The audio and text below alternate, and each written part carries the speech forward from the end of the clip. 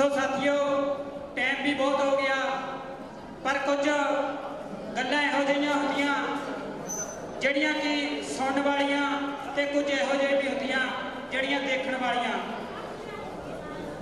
सो मानवता कला मंच नगर और साडे बहुत ही सत्कारयोग सोहन सहजल जी के लिखतां के आधार नाटक पेश कर जा रहे हैं जागते रहो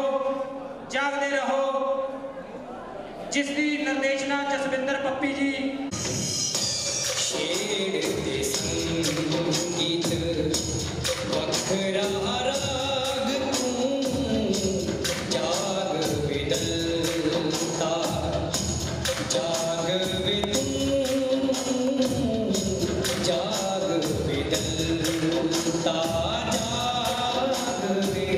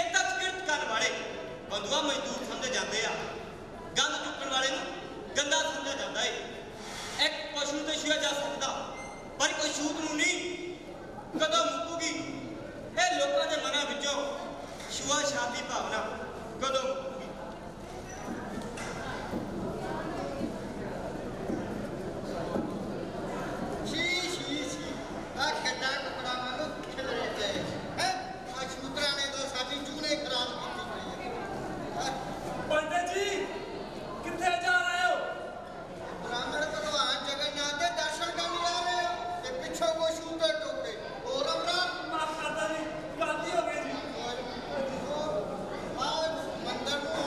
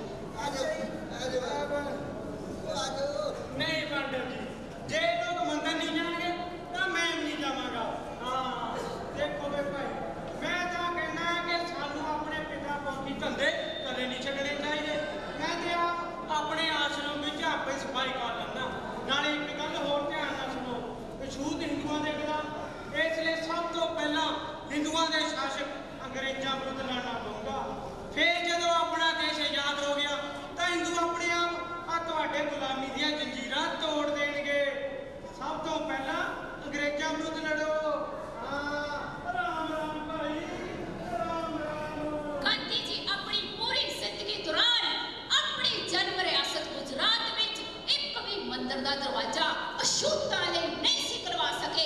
उन्होंने अपनी पूरी जिंदगी दे विच छोटियां छोटियां घटनावां नूं लेके 21 वार वर्त रखिया, पर अछूतां दे नित नवीआं तो नवीआं घटनावां घटदियां रहिंदियां, जिहदे लई गांधी जी ने कदे भी वर्त नहीं सी रखिया। ਇਹ ਸੀ गांधी जी दा अछूतां लई प्रेम।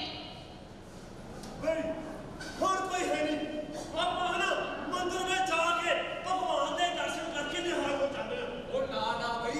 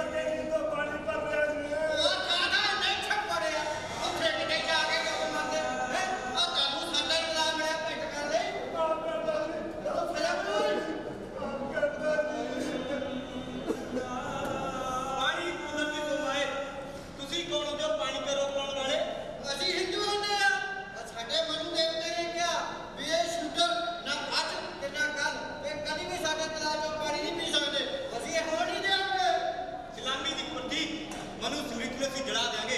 ਮਨੂ ਸਮ੍ਰਿਤੀ ਨੂੰ ਅਸੀਂ ਇਸ ਕਰਕੇ ਜਲਾਵਾਂਗੇ ਕਿਉਂਕਿ ਇਹ ਮੇਰੇ ਲੋਕਾਂ ਨੂੰ ਸਦੀਆਂ ਤੋਂ ਪੈਰਾਂ ਥੱਲੇ ਰੋਂਦ ਰਹੀ ਹੈ।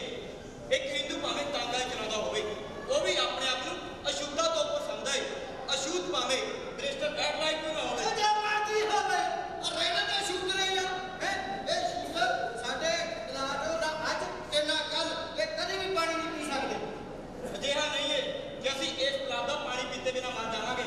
ਅਸੀਂ ਤੁਹਾਨੂੰ ਦੱਸਣਾ ਚਾਹੁੰਦੇ ਹਾਂ ਕਿ ਸਾਨੂੰ ਵੀ ਜ਼ਿੰਦਗੀ ਜਿਉਣ ਦਾ ਹੱਕ ਹੈ।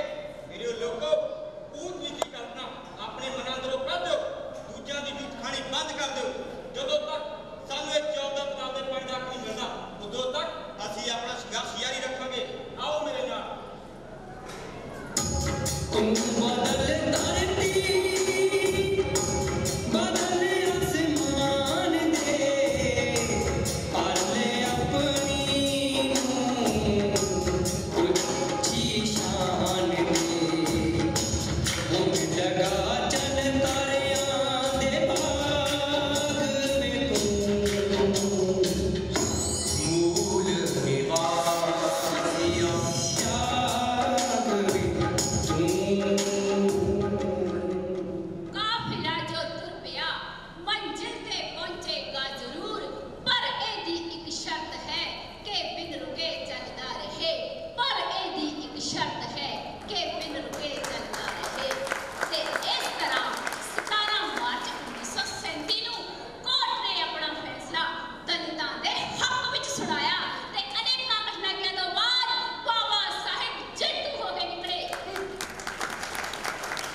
ਆਓ ਮੇਰੇ ਲੋਕੋ, ਪੀਏ ਇਸ ਤਲਾਬ ਦਾ ਪਾਣੀ। तेरे अखबार डूबे दा पूरना हौसला रख तेरी मंजिल दूर ना खुद बना किस्मत ते अपने भाग में तू मूल निवासिया जाग में ਬਾਬਾ ਸਾਹਿਬ ਦੀ ਲੜਾਈ ਹੱਕ ਸੱਚ ਦੀ ਲੜਾਈ ਸੀ, ਮਨੁੱਖੀ ਅਧਿਕਾਰ ਲੈਣ ਦੀ ਲੜਾਈ ਸੀ। ਇਹ ਸੰਘਰਸ਼ ਕੱਲੇ ਪਾਣੀ ਦਾ ਸੰਘਰਸ਼ ਨਹੀਂ ਸੀ, ਇਹ ਸੰਘਰਸ਼ ਮਨੁੱਖੀ ਹੱਕਾਂ ਦੀ ਬਹਾਲੀ ਦਾ ਸੰਘਰਸ਼ ਸੀ। ਤੇ ਆਓ ਵੇਖਦੇ ਹਾਂ ਬਾਬਾ ਸਾਹਿਬ ਤੇ ਗਾਂਧੀ ਜੀ ਦੀ ਇੱਕ ਇਤਿਹਾਸਕ ਮੁਲਾਕਾਤ। ਆਓ ਮੇਡਗਰ, ਮੈਂ ਸੁਣਿਆ ਕਿ ਤੁਹਾਨੂੰ ਮੇਰੇ ਤੇ ਮੇਰੀ ਪਾਰਟੀ ਨੇ ਕੁਝ ਸ਼ਿਕਵੇ ਨੇ। ਮੇਰੀ ਪਾਰਟੀ ਨੇ ਅਸ਼ੁੱਧਤਾ ਦੇ ਕਲਿਆਣ ਲਈ 24 ਲੱਖ ਰੁਪਈਆ ਖਰਚ ਕੀਤਾ। ਪਤਾ ਨਹੀਂ ਫਿਰ ਵੀ ਕਿਉਂ ਤੁਸੀਂ ਮੇਰਾ ਤੇ ਮੇਰੀ ਪਾਰਟੀ ਦਾ ਵਿਰੋਧ ਕਰ ਰਹੇ ਹੋ। ਮੈਂ ਸਪਸ਼ਟ ਕਰਨਾ ਆ, ਅਛੂਤ ਕਲਿਆਣ ਲਈ ਜੋ ਜਗ੍ਹਾ ਤੁਸੀਂ ਆਪਣੇ ਪ੍ਰੋਗਰਾਮ ਵਿੱਚ ਰੱਖੀ ਸੀ ਉਹ ਮਾਤਰਿਕ ਦਿਖਾਵਾ ਸੀ, ਫਰੇਬ ਸੀ। 24 ਲੱਖ ਤੁਸੀਂ ਫਜ਼ੂਲ ਗਵਾਤਾ। ਇੰਨੇ ਪੈਸਿਆਂ ਨਾਲ ਤਾਂ ਮੈਂ ਦਲਿਤ ਸਮਾਜ ਅੰਦਰ ਹੈਰਾਨੀ ਜਨਕ ਤਬਦੀਲੀ ਲਿਆ ਸਕਦਾ ਸੀ। ਸ਼ਿਵਾ ਸ਼ਾਤ ਨੂੰ ਨਾ ਮੰਨਣ ਦੀ ਸ਼ਰਤ ਤੁਹਾਡੀ ਪਾਰਟੀ ਨੇ ਕਿਉਂ ਨਹੀਂ ਲਾਗੂ ਕੀਤੀ? ਤੁਸੀਂ ਅਸੂਲਾਂ ਨੂੰ ਨਹੀਂ ਪਾਰਟੀਆਂ ਨੂੰ ਮਹੱਤਵ ਦਿੰਦੇ ਹੋ ਤੇ ਮੇਰਾ ਹੀ ਤੁਹਾਡੇ ਤੇ ਰੋਪੇ। ਤੁਸੀਂ ਕਹਿੰਦੇ ਹੋ ਅੰਗਰੇਜ਼ ਸਰਕਾਰ ਦਾ ਦਿਨ ਨਹੀਂ ਬਦਲਿਆ, ਉਹ ਸਾਡੇ ਸੰਬੰਧ ਵਿੱਚ ਤਾਂ ਤੁਹਾਡਾ ਵੀ ਨਹੀਂ ਦਿਨ ਬਦਲਿਆ। ਜਿੰਨਾ ਚਿਰ ਦਿਲਾਂ 'ਚ ਤਬਦੀਲੀ ਨਹੀਂ ਹੁੰਦੀ ਅਸੀਂ ਉਹਨਾਂ 'ਚ ਤੁਹਾਡਾ ਯਕੀਨ ਨਹੀਂ ਕਰਾਂਗੇ।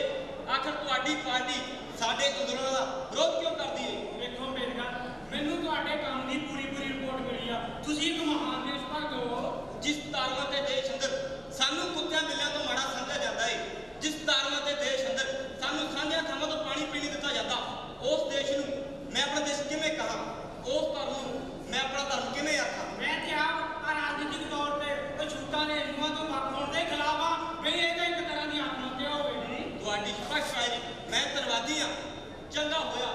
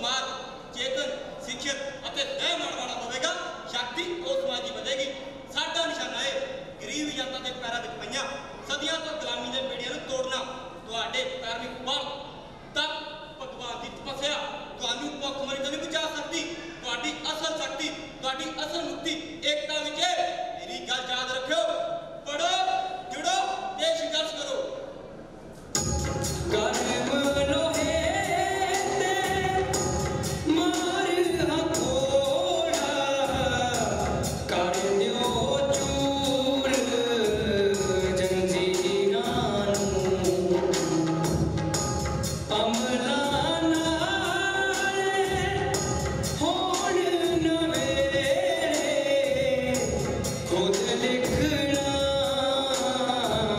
तकदीरां नूं ਸਾਡੇ ਰਹਿਬਰ ਬਾਬਾ ਸਾਹਿਬ ਨੇ ਜ਼ਿੰਦਗੀ ਭਰ ਅਥਾਹ ਕੰਮ ਕੀਤਾ। ਇੱਕ ਪਲ ਵੀ ਉਹਨਾਂ ਨੂੰ ਆਰਾਮ ਨਹੀਂ ਸੀ ਮਿਲਿਆ। ਬਲੱਡ ਪ੍ਰੈਸ਼ਰ ਤੇ ਸ਼ੂਗਰ ਹੋਣ ਕਰਕੇ ਉਹਨਾਂ ਦੀ ਸਿਹਤ ਵੀ ਠੀਕ ਨਹੀਂ ਸੀ ਰਹਿੰਦੀ ਤੇ ਇੱਕ ਦਿਨ ਉਹਨਾਂ ਨੇ ਆਪਣੇ ਸ਼ਰਧਾਲੂ ਨਾਨਕ ਚੰਦ ਰੱਤੂ ਨੂੰ ਕਿਹਾ ਕਿ ਮੈਂ ਜ਼ਿੰਦਗੀ ਭਰ ਅਥਾਹ ਤੰਗੀਆਂ ਦੋਸ਼ੀਆਂ ਤੇ ਮੁਸੀਬਤਾਂ ਨਾਲ ਲੜਿਆ। ਬੜੀ ਮੁਸ਼ਕਿਲ ਨਾਲ ਮੈਂ ਆਪਣੇ ਸਮਾਜ ਨੂੰ ਇੱਥੇ ਤੱਕ ਲੈ ਕੇ ਆਇਆ। ਭਾਵੇਂ ਲੱਖ ਮੁਸੀਬਤਾਂ ਆਉਣ, ਮੇਰੇ ਲੋਕੋ ਮੇਰੇ ਇਸ ਕਾਰਵੇ ਨੂੰ ਅੱਗੇ ਲੈ ਕੇ ਆਉਣ। ਜੇਕਰ ਮੇਰੇ ਲੋਕ ਮੇਰੇ ਇਸ ਕਾਰਵੇ ਨੂੰ ਅੱਗੇ ਨਹੀਂ ਲਿਜਾ ਸਕਦੇ ਤਾਂ ਪਿੱਛੇ ਵੀ ਲੈ ਕੇ ਨਾ ਆਉਣ। ਇਹੀ ਮੇਰੇ ਲੋਕਾਂ ਨੂੰ ਮੇਰਾ ਸੰਦੇਸ਼ ਹੈ। ਇਹੀ ਮੇਰੇ ਲੋਕਾਂ ਨੂੰ ਮੇਰਾ ਸੰਦੇਸ਼ ਹੈ।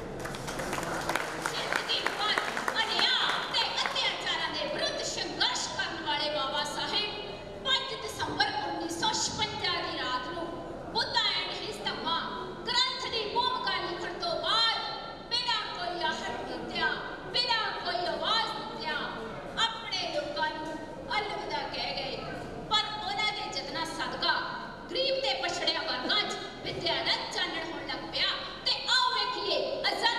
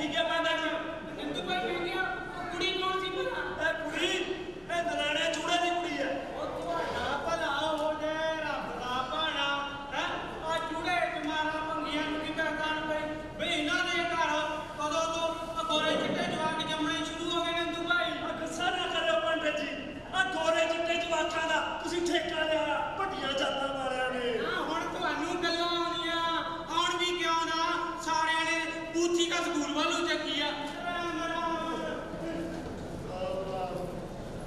ਤਾਇਆ ਦੇਖਿਆ ਹੁਣ ਕਿੱਦਾਂ ਪੰਡਤ ਜੋੜਿਆ ਚਮਾਰਾਂ ਤੋਂ ਪੈ ਖਾਣ ਲੱਗ ਪਿਆ। ਹਾਂ ਪੁੱਤ, ਪਹਿਲਾਂ ਸਾਨੂੰ ਮੰਦਰਾਂ ਵਿੱਚ ਨਹੀਂ ਜਾਣ ਦਿੱਤਾ ਜਾਂਦਾ ਸੀ, ਕਿਤੇ ਉਹ ਪਾਣੀ ਨਹੀਂ ਪੀਣ ਦਿੱਤਾ ਜਾਂਦਾ ਸੀ। ਜਦੋਂ ਦਾ ਸਾਡੇ ਰਹਿਮਤ ਬਾਬਾ ਸਾਹਿਬ ਅੰਬੇਡਕਰ ਨੇ ਸਾਨੂੰ ਵੋਟ ਦਾ ਹੱਕ ਦਿਵਾਇਆ, ਉਦੋਂ ਤੋਂ ਸਾਡੀ ਤਾਕਤ ਤੋਂ ਡਰਨ ਲੱਗ ਪਿਆ। ਡਰਦੇ ਡਰਦੇ ਕੋਈ ਨਹੀਂ, ਇਹ ਤਾਂ ਵੋਟਾਂ ਕਰਕੇ ਚੁੱਪ ਰਹਿੰਦੇ ਆ। ਸਾਡੇ ਗਰੀਬ ਮਜ਼ਦੂਰਾਂ ਦੀ ਵੀ ਕੋਈ ਜ਼ਿੰਦਗੀ ਆ। ਹਾਂ ਪੁੱਤ, ਬਾਬਾ ਸਾਹਿਬ ਅੰਬੇਡਕਰ ਚਾਹੁੰਦੇ ਸੀ ਕਿ ਭਾਰਤ ਦਾ ਮਜ਼ਦੂਰ ਆਪਣੀ ਸਰਕਾਰ ਆਪ ਬਣਾਵੇ। ਉਹਨਾਂ ਦੇ ਯਤਨਾਂ ਕਰਕੇ ਕਈ ਲੇਬਰ ਕਾਨੂੰਨ ਹੋਰ ਵਿੱਚ ਆਏ। ਤਾਇਆ ਤੂੰ ਆਪ ਸੁਣਿਆ ਬਾਬਾ ਸਾਹਿਬ ਨੂੰ ਬੋਲਦੇ ਆ। ਹਾਂ ਪੁੱਤ, ਬਾਬਾ ਸਾਹਿਬ ਅੰਬੇਡਕਰ ਕੱਲੇ ਦਲਤਾਂ ਦੇ ਨਹੀਂ ਸੀ, ਉਹ ਤਾਂ ਸਾਰੇ ਛੋਟ ਵਰਗ ਦੇ ਨਾਲ ਖੜੇ ਸੀ। ਉਹ ਪੂੰਜੀਵਾਦ ਤੇ ਪੂੰਜੀਪਤੀਆਂ ਦੇ ਕੱਟੜ ਵਿਰੋਧੀ ਸੀ। ਉਹ ਆਪਣੇ ਲੋਕਾਂ ਦੀ ਲੁੱਟ ਸੁੱਟ ਨਹੀਂ ਦੇਖ ਸਕਦੇ। ਤਾਇਆ ਮੈਨੂੰ ਤਾਂ ਗੱਲਾਂ ਗੱਲਾਂ ਚ ਕਵੇਲਾ ਹੀ ਹੋ ਗਿਆ। ਮੈਂ ਤਾਂ ਜਗੀਰਦਾਨੇ ਦੇ ਘਰੇ ਝਾੜੂ ਪੋਚਾ ਵੀ ਫੇਰਨਾ ਆ। ਓਹੋ ਪੁੱਤ, ਜਾਣਾ ਤਾਂ ਮੈਂ ਵੀ ਉਹਨਾਂ ਦੇ ਆ, ਮੈਨੂੰ ਵੀ ਚੇਤਾ ਜਿਹਾ ਭੁੱਲ ਗਿਆ। ਤਾਇਆ ਉਹ ਜਗੀਰਦਾਨੇ ਦਾ ਹੈ ਹੀ ਬੜੀ ਕੱਪੀ। ਮੈਨੂੰ ਕਹੂਗੀ ਨੀ ਕੁੜੀਏ ਤੇਰਾ ਤਾਇਆ ਕਿੱਥੇ ਮਰ ਗਿਆ। ਓ ਪੁੱਤ, ਗੁੱਸਾ ਨਹੀਂ ਕਰੀਦਾ, ਆਪਾਂ ਉਹਨਾਂ ਸਿਰ ਰੋਟੀ ਖਾਂਦੇ ਆ। ਸਾਰੀ ਦਿਹਾੜੀ ਤਾਂ ਪਸ਼ੂਆਂ ਵਾਂਗੂ ਕੰਮ ਹੀ ਕਰਾਉਂਦੇ ਰਹਿੰਦੇ ਆ। ਓਏ ਇਸੇ ਕਰਕੇ ਨਾ ਕਰਨਾ ਪੁੱਤ ਕਿ ਤੁਸੀਂ ਪੜ੍ਹ ਲਿਖ ਜਾਓ। ਜਿਹੜੀ ਜੂਨ ਅਸੀਂ ਹਟਾਈ ਆ, ਉਹ ਤੁਸੀਂ ਨਾ ਹਟਾਓ। ਚੱਲ ਤਾਇਆ ਚਲੀਏ, ਐਵੇਂ ਅਵਰ ਤਵਰ ਕੋਈ।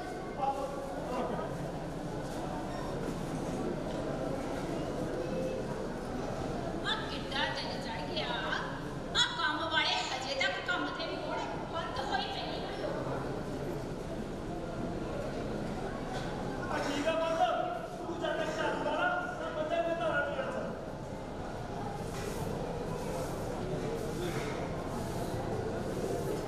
ਉਹ ਕੁੜੀ ਕੋ ਪਰਾਂ ਮਾਰਿਆ ਨਾ, ਮੈਂ ਵੀ ਉੱਤੇ ਚੜੀ ਆਉਂਦੀ ਆ। ਆ ਕਦੇ ਭੋਲੇ ਸਿਰ ਕੰਮ ਦੇ ਆਜੇ ਕਰੋ। ਬੀਬੀ ਜੀ ਮੇਰੇ ਝਾਈ ਬਿਮਾਰ ਸੀ, ਇਸ ਕਰਕੇ ਕਵੇਲਾ ਹੋ ਗਿਆ। ਨਾ ਮੈਨੂੰ ਹੁਣ ਠੇਕਾ ਤੇਰੇ ਝਾਈ ਦਾ। ਝਾਈ ਬਿਮਾਰ ਸੀ, ਆ ਟੁੱਟੀਆਂ ਬਾਹਾਂ ਵਾਂਗੂ ਨਾ ਕਰ। ਆ ਗੱਲ ਸੁਣ, ਆ ਨੰਦੂ ਕਿੱਥੇ ਮਰ ਗਿਆ? ਬੀਬੀ ਜੀ ਉਹ ਤਾਂ ਪਸ਼ੂਆਂ ਵਾਲੇ ਬਾੜੇ 'ਚ ਆ। ਆ ਗੱਲ ਸੁਣ, ਆ ਜੇ ਕੋਈ ਭਾਂਡਾ ਲਿਆਈ ਆ ਤਾਂ ਦਾਲ ਲੈ ਜਾਈ, ਬਚੀ ਪਈ ਤਾਂ ਤੇਰੀ। ਆ ਲਓ ਬੀਬੀ ਜੀ, ਆ ਤੁਹਾਡੀਆਂ ਮੱਝਾਂ ਦੀਆਂ ਧਾਰਾਂ ਚਲਾਇਆ, ਅੰਦਰ ਰੱਖਿਆ ਵਾ। ਵੇ ਅੰਦਰ ਨੂੰ ਕਿੱਥੇ ਰੱਖਾ ਜਾਂਦਾ, ਇੱਥੇ ਰੱਖ। ਨਾ ਬੀਬੀ ਜੀ, ਅੰਦਰ ਰੱਖਿਆ ਨਾ ਚੌਕੇ ਵਿੱਚ। ਹਾਏ ਵੇ ਰੱਬਾ, ਨਾ ਤੇ ਸਾਡਾ ਚੌਥਾ ਪਿੰਡ ਕਰਨਾ ਪੂਰਾ। ਨਾ ਬੀਬੀ ਜੀ, ਚਲੋ ਤੁਹਾਡੀਆਂ ਮੱਝਾਂ ਦੀਆਂ ਧਾਰਾਂ ਚੋਂ ਨਾ ਉਦੋਂ ਇੱਥੇ ਨਹੀਂ ਬੈਠਦਾ।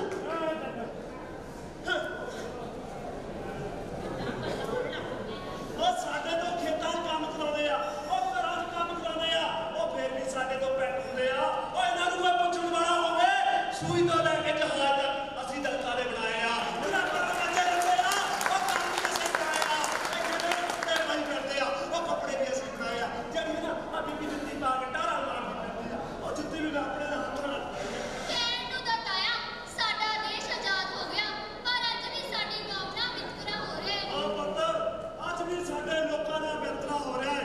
ਮਦਰਾਸ ਤੋਂ ਇੱਕ ਜੈ ਭੀਮ ਮਸਾਲਾ ਸ਼ਬਦ ਸੀ।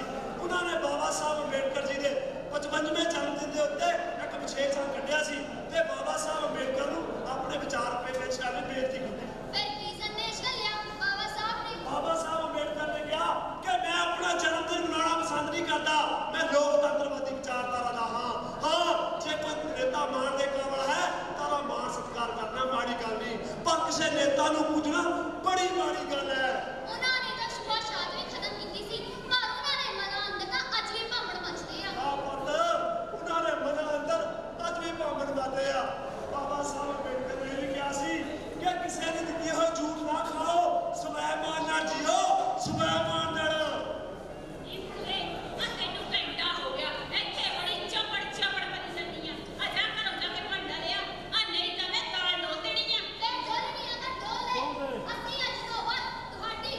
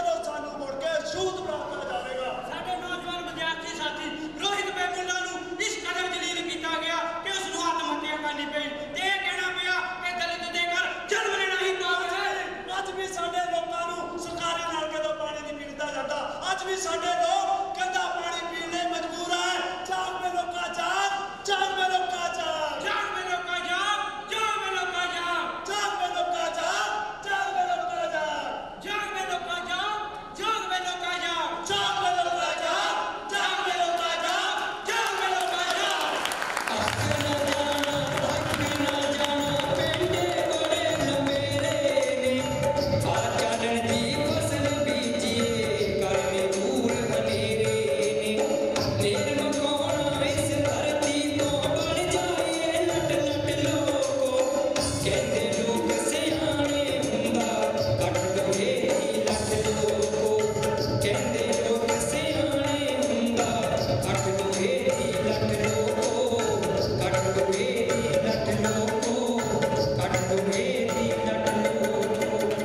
ਇਸ ਨਾਟਕ ਜਾਗਦੇ ਰਹੋ।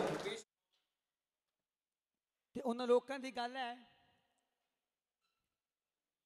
ਜਿਹੜੇ ਬਾਬਾ ਸਾਹਿਬ ਅੰਬੇਦਕਰ ਦੇ ਪੈਰੋਕਾਰ ਤੱਕ ਹੁੰਦੇ ਆ, ਮਾਨਵਰ ਸਾਹਿਬ ਕਾਂਸ਼ੀ ਰਾਮ ਦੇ ਪੈਰੋਕਾਰ ਤੱਕ ਹੁੰਦੇ ਆ, ਜਦੋਂ ਉਹ ਝੂਠੀ ਜੀ ਗੱਲ ਕਹਿੰਦੇ ਆ, ਕਹਿੰਦੇ ਜਦੋਂ ਅਸੀਂ ਮਿਸ਼ਨ ਦੀ ਗੱਲ ਕਰਦੇ ਆ ਸਾਡੇ ਨਾਲ ਸਮਾਜ ਖੜਦਾ ਨਹੀਂ। ਤੁਹਾਡੀ ਨੀਤੀ ਅਤੇ ਨੀਅਤ ਸਾਫ਼ ਹੋਵੇ। ਜੇ ਬਾਬਾ ਸਾਹਿਬ ਇਹ ਗੱਲ ਸੋਚ ਲੈਂਦੇ ਕਿ ਸਮੇਂ ਦੀਆਂ ਸਰਕਾਰਾਂ ਸਾਡੇ ਖਿਲਾਫ ਹੈ, ਸਮੇਂ ਦਾ ਸਿਸਟਮ ਸਾਡੇ ਖਿਲਾਫ ਹੈ, ਮੈਂ ਕਿੱਥੇ ਆਪਣੇ ਸਮਾਜ ਦੀ ਲੜਾਈ ਲੜਨ ਤੁਰ ਪਿਆ, ਫਿਰ ਅਸੀਂ ਕਿਤੇ ਹੁੰਦੇ। ਜੇ ਮਾਨਵਰ ਸਾਹਿਬ ਕਾਂਸ਼ੀ ਰਾਮ ਇਹ ਗੱਲ ਸੋਚ ਲੈਂਦੇ ਕਿ ਮੈਂ ਸਾਈਕਲ ਚੱਕ ਕੇ ਕਿਹਨਾਂ ਲੋਕਾਂ ਨੂੰ ਸਮਝਾਉਣ ਤੁਰ ਪਿਆ, ਜਿਨ੍ਹਾਂ ਲੋਕਾਂ ਨੇ ਸਤਿਗੁਰੂ ਰਵਿਦਾਸ ਮਹਾਰਾਜ ਦੀ ਨਹੀਂ ਮੰਨੀ, ਜਿਨ੍ਹਾਂ ਲੋਕਾਂ ਨੇ ਬਾਬਾ ਸਾਹਿਬ ਅੰਬੇਦਕਰ ਦੀ ਨਹੀਂ ਮੰਨੀ, ਤੇ ਮੇਰੀ ਇਹ ਕਿੱਥੇ ਮੰਨ ਲੈਣਗੇ। ਜੇ ਇਹ ਗੱਲ ਮਾਨਵਰ ਸਾਹਿਬ ਕਾਂਸ਼ੀ ਰਾਮ ਸੋਚ ਲੈਂਦੇ ਫਿਰ ਅਸੀਂ ਕਿਤੇ ਹੁੰਦੇ। ਉੱਥੇ ਸਹਿਜ ਸਾਹਿਬ ਲਿਖਦੇ ਆ ਕਿ ਉਹ ਕਦੇ ਵੀ ਜਿੱਤ ਨਹੀਂ ਸਕਦਾ ਜੇ ਹਰਨ ਤੇ ਬੰਦਾ ਆ ਜਾਵੇ। ਉਹ ਕਦੇ ਵੀ ਜਿੱਤ ਨਹੀਂ ਸਕਦਾ ਜੇ ਹਰਨ ਤੇ ਬੰਦਾ ਆ ਜਾਵੇ। ਉਹ ਜਿਉਂਦਾ ਜੀਵੀ ਮੋਇਆ ਹੈ ਜੇ ਮਰਨ ਤੇ ਬੰਦਾ ਆ ਜਾਵੇ। ਨਹੀਂ ਕੋਈ ਤੂਫਾਨ ਡਰਾ ਸਕਦਾ, ਨਹੀਂ ਕੋਈ ਤੂਫਾਨ ਡਰਾ ਸਕਦਾ ਜੇ ਤਰਨ ਤੇ ਬੰਦਾ ਆ ਜਾਵੇ। ਜੇ ਤਰਨ ਤੇ ਬੰਦਾ ਆ ਜਾਵੇ ਮਨ ਵਿੱਚ ਕੋਈ ਖੌਫ ਨਹੀਂ ਰਹਿੰਦਾ, ਮਨ ਵਿੱਚ ਕੋਈ ਖੌਫ ਨਹੀਂ ਰਹਿੰਦਾ ਜੇ ਮਰਨ ਤੇ ਬੰਦਾ ਆ ਜਾਵੇ। ਦੁੱਖ ਦੂਰ ਹੋ ਜਾਂਦੇ ਬੁੱਧ ਦੀ ਸ਼ਰਨ ਵਿੱਚ ਜੇਕਰ ਬੰਦਾ ਆ ਜਾਵੇ।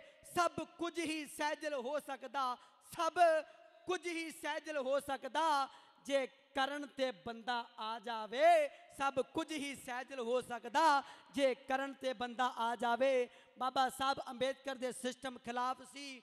ਉਸ ਵੇਲੇ ਬਾਬਾ ਸਾਹਿਬ ਨੇ ਸੱਚ ਦੀ ਲੜਾਈ ਲੜੀ, ਐਸੀ ਲੜਾਈ ਲੜੀ, ਐਸੀ ਲੜਾਈ ਲੜੀ ਕਿ ਦੇਸ਼ ਅੱਜ ਦੇ ਲੋਕ ਕਹਿੰਦੇ ਬਾਬਾ ਸਾਹਿਬ ਦਾ ਸੰਵਿਧਾਨ ਬਦਲਣਾ। ਸਮਾਜ ਦੇ ਲੋਕੋ, ਇਹ ਦੇਸ਼ किसी गीता, रामायण, बाइबल या कुरान से नहीं, ये मेरे बाबा साहब के संविधान से चलता है। ये बाबा साहब की गल है। बाबा साहब का नाम किसी व्यक्ति विशेष का नहीं। बाबा साहब का मतलब कोई भारत रत्न भी नहीं। बाबा साहब का मतलब है कि युग परिवर्तन, विश्व रत्न बाबा साहब अंबेडकर के संविधान की गल है। समाज के लोगों, जो सिस्टम नत्थ पाई ते जो बाबा साहब ने अपनी कलम के नाल मारी मारी, तो अज जिथे भारत देश अंदर बाबा साहब के इतिहास को जाना जाता, जिथे बाबा साहब अंबेडकर के स्टैचू लगे, उत्थे कैनेडा अमेरिका विच देशों में बाबा साहब ने पढ़िया जाता। की लिखा है, हो लिख संविधान सानू करके आजाद, हो लिख संविधान सानू करके आजाद, वो खांदे आपा कीती जो कमाई बाबा साहब दी, वो खांदे आपा कीती जो कमाई बाबा साहब दी। समाज के लोगों, मैं अक्सर कहना हुन्ना कि साड़ी अगर दिशा ते दशा बदली है, सानू कहने में कोई हर्ज नहीं कि किसी देवी देवता, किसी पीर पैगंबर, किसी साध ने नहीं, ये बाबा साहब अंबेडकर ने बदली है। समाज के लोगों, इदों बड़ा कोई पीर पैगंबर, कोई रहबर, कोई देवता नहीं होया। कि लिखा है, हो लिख संविधान सानू करके आजाद, हो लिख संविधान सानू करके आजाद, खांदे आपा कीती जो कमाई बाबा साहब दी। साइमन फ्रेजर कनेडा यूनिवर्सिटी च ताइयों अज प्रतिमा लगाई बाबा साहब दी। ओ साइमन फ्रेजर कनेडा यूनिवर्सिटी च ताइयों अज प्रतिमा लगाई बाबा साहब दी। ਉਹ ਵੋਟ ਇੱਥੇ ਪੜਨੇ ਦਾ ਹੱਕ ਵੀ ਦਵਾਇਆ ਸੀ, ਮਨੁ ਸਿਮਰਤੀ ਨੂੰ ਜਿਹਨੇ ਚੌਂਕ ਜਲਾਇਆ ਸੀ। ਉਹ ਵੋਟ ਇੱਥੇ ਪੜਨੇ ਦਾ ਹੱਕ ਵੀ ਦਵਾਇਆ ਸੀ, ਮਨੁ ਸਿਮਰਤੀ ਨੂੰ ਜਿਹਨੇ ਚੌਂਕ ਜਲਾਇਆ ਸੀ। ਉਹ 14 ਅਪ੍ਰੈਲ ਸਨ 1891, ਉਹ 14 ਅਪ੍ਰੈਲ ਸਾਲ 1891, ਹਰ ਸਾਲ ਦਿੰਨੇ ਵਧਾਈ ਬਾਬਾ ਸਾਹਿਬ ਦੀ। ਉਹ ਸਾਈਮਨ ਫਰੇਜ਼ਰ ਕੈਨੇਡਾ ਯੂਨੀਵਰਸਿਟੀ ਚ ਤਾਂਿਓ ਅੱਜ ਪ੍ਰਤਿਮਾ ਲਗਾਈ ਬਾਬਾ ਸਾਹਿਬ ਦੀ, ਤਾਂਿਓ ਅੱਜ ਪ੍ਰਤਿਮਾ ਲਗਾਈ ਬਾਬਾ ਸਾਹਿਬ ਦੀ। ਉਹ ਗੱਡੇ ਸੀਲ ਪੱਥਰ ਤੇ ਚੜੀਆਂ ਨੇ ਸੰਗਤਾਂ, NR ਲੋਕਾਂ ਦੀ ਵਧਾਈ ਦੀਆਂ ਸੰਗਤਾਂ। ਉਹ ਗੱਡੇ ਸੀਲ ਪੱਥਰ ਤੇ ਚੜੀਆਂ ਨੇ ਰੰਗਤਾਂ, ਉਹ ਗੱਡੇ ਸੀਲ ਪੱਥਰ ਤੇ ਚੜੀਆਂ ਨੇ ਰੰਗਤਾਂ। ਉਹ ਪਾਤਰ ਵਧਾਈ ਦੀਆਂ ਬਾਹਰਲੀਆਂ ਸੰਗਤਾਂ। ਉਹ ਦਿਨ ਰਾਤੀ ਕਰਕੇ ਵੀ ਮਿਹਨਤ ਵਿਦੇਸ਼ੀ, ਉਹ ਦਿਨ ਰਾਤ ਕਰਕੇ ਵਿਦੇਸ਼ਾਂ ਵਿੱਚ ਮਿਹਨਤ, ਗੋਰਿਆਂ 'ਚ ਸੱਚ ਰੁਸ਼ਨਾਈ ਬਾਬਾ ਸਾਹਿਬ ਦੀ। ਉਹ ਸਾਈਮਨ ਫਰੇਜ਼ਰ ਕੈਨੇਡਾ ਯੂਨੀਵਰਸਿਟੀ 'ਚ ਤਾਂਿਓ ਅੱਜ ਪ੍ਰਤਿਮਾ ਲਗਾਈ ਬਾਬਾ ਸਾਹਿਬ ਦੀ। ਸਾਈਮਨ ਫਰੇਜ਼ਰ ਕੈਨੇਡਾ ਯੂਨੀਵਰਸਿਟੀ 'ਚ ਤਾਂਿਓ ਅੱਜ ਪ੍ਰਤਿਮਾ ਲਗਾਈ ਬਾਬਾ ਸਾਹਿਬ ਦੀ। ਜੈ ਭੀਮ, ਜੈ ਭਾਰਤ, ਨਮੋ ਬੁੱਧਾਏ, ਜੈ ਸਵਕਾਨ ਸ਼੍ਰੀ ਰਾਮ। ਧੰਨਵਾਦ। ਸਥਾਨ ਦੇ ਉੱਤੇ ਅੱਜ ਅਸ਼ੋਕ ਵਿਜੇ ਦਸ਼ਮੀ ਦੇ ਉਪਲਕਸ਼ ਦੇ ਵਿੱਚ ਸਟੇਜ ਤੇ ਵਿਰਾਜਮਾਨ ਮਹਾਨ ਸ਼ਖਸੀਅਤਾਂ ਤੇ ਪੰਡਾਲ ਦੇ ਵਿੱਚ ਬੈਠੇ ਭੈਣੋ ਤੇ ਵੀਰੋ, ਸਭ ਤੋਂ ਪਹਿਲਾਂ ਜੈ ਭੀਮ, ਜੈ ਭਾਰਤ। ਸਾਥੀਓ, ਦੁਆਬੇ ਦੀ ਇਸ ਧਰਤੀ ਤੇ ਪਿਛਲੇ ਸਾਲ ਵੀ ਗੁਰਾਇਆਂ ਲਾਗੇ ਮਿਲਨ ਪੈਲੇਸ ਦੇ ਵਿੱਚ ਅਸ਼ੋਕਾ ਵਿਜੇ ਦਸ਼ਮੀ ਦੇ ਪਰਵ ਦੇ ਉੱਤੇ ਮੈਂ ਸ਼ਾਮਲ ਹੋਇਆ ਸੀ। ਅੱਜ ਵੀ ਟੈਕਸਲਾ ਬੁੱਧ ਵਿਹਾਰ ਲੁਧਿਆਣਾ ਤੇ ਇੱਥੇ ਵੀ ਤੁਸੀਂ ਆਪਣੇ ਪੰਜਾਬ ਵਾਸੀ ਇਹ ਮਹਾਨ ਪਰਵ ਮਨਾ ਰਹੇ ਹੋ। एक बहुत अच्छी शुरुआत है। बुद्धा ਧੰਮ ਫੈਡਰੇਸ਼ਨ ਦੇ ਆਯੋਜਕ ਖਾਸ ਕਰਕੇ ਸੰਜੀਵ ਭੌਰਾ ਜੀ ਤੇ ਉਹਨਾਂ ਦੇ ਸਾਥੀ ਮੈਂ ਸਮਝਦਾ ਵਧਾਈ ਦੇ ਪਾਤਰ ਹੈ। ਸਮਾਜ ਨੂੰ ਜਾਗਰੂਕ ਕਰਨਾ, ਆਪਣੇ ਇਤਿਹਾਸ ਬਾਰੇ ਜਾਣੂ ਕਰਾਉਣਾ, ਇਹ ਇੱਕ ਬਹੁਤ ਵੱਡੀ ਜ਼ਿੰਮੇਵਾਰੀ ਹੈ। ਔਰ ਇਹ ਜ਼ਿੰਮੇਵਾਰੀ ਸਾਡੇ ਪੜ੍ਹੇ ਲਿਖੇ ਸਮਾਜ ਦੇ ਉੱਪਰ ਹੈ। पढ़ लिख जाना, नौकरी करना, तनख्वाह लेना, अपने परिवार का पालन पोषण करना, ये एक काम है, ये एक बहुत छोटा काम है। साडे समाज दे पढ़े लिखे समाज नूं इस तो अगे हो के लगातार पढ़ते रहने की लोड़ है। क्योंकि अज दे दिन दे विच कोई समा सी 200 साल पहला जिहड़ी जमीन सी ये सब तो वड्डी दौलत सी, जमीन जायदाद। उस तो बाद समा पिछले 200 साल का जिहड़ा रहा इहदे विच बिजनेस ते इंडस्ट्री ये सब तो वड्डी दौलत मन्नी गई। पर साथियों, अज दे दिन दे विच ना जमीन दौलत है, ना बिजनेस ते इंडस्ट्री दौलत है। अज दे दिन दे विच दौलत है information. Information is power, knowledge is power. बार बार सानू बाबा साहब भीमराव अंबेडकर जिस गल वाल इशारा करते हैं कि पढ़ो पढ़ो पढ़ो, ज्ञानवान बनो ते ताकत ਤੁਹਾਡੇ ਹੱਥ 'ਚ ਆਏਗੀ। ਤਾਂ ਇਹ ਜਿਹੜੀ ਇਨਫੋਰਮੇਸ਼ਨ ਹੈ, ਮੈਂ ਇੱਕ ਛੋਟੀ ਜਿਹੀ ਗੱਲ ਤੁਹਾਡੇ ਨਾਲ ਸਾਂਝੀ ਕਰਦਾ। ਗੁਜਰਾਤ ਦੇ ਲੋਕ, ਮਹਾਰਾਸ਼ਟਰ ਦੇ ਲੋਕ, ਦਿੱਲੀ ਦੇ ਲੋਕ, ਇਹ ਲੋਕੀ ਘਰਾਂ ਦੇ ਵਿੱਚ ਬੈਠ ਕੇ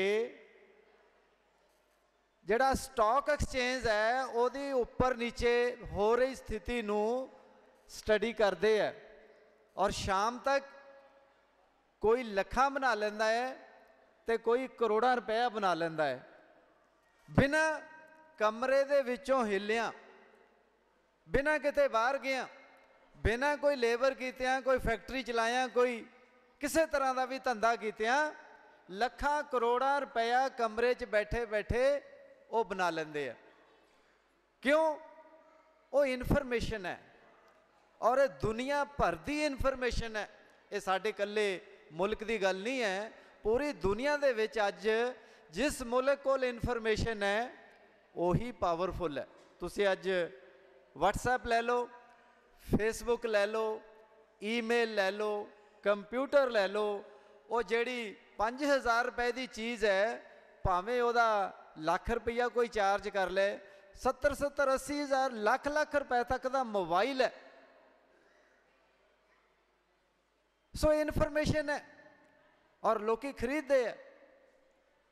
ਸੋ ਸਾਥੀਓ, ਸਭ ਤੋਂ ਪਹਿਲਾਂ ਪੜ੍ਹਾਈ, ਉਸ ਤੋਂ ਬਾਅਦ ਗਿਆਨ, ਗਿਆਨ ਤੋਂ ਬਾਅਦ ਇਹ ਜ਼ਿੰਮੇਵਾਰੀ ਦਾ ਅਹਿਸਾਸ ਹੋਣਾ ਕਿ ਆਓ ਆਪਾਂ ਇਸ ਗਿਆਨ ਨੂੰ ਆਪਣੇ ਲੋਕਾਂ ਦੇ ਵਿੱਚ, ਆਪਣੇ ਸਮਾਜ ਦੇ ਵਿੱਚ ਆਪਾਂ ਉਹਨੂੰ ਕਿਵੇਂ ਇਸਤੇਮਾਲ ਕਰਨਾ ਆ।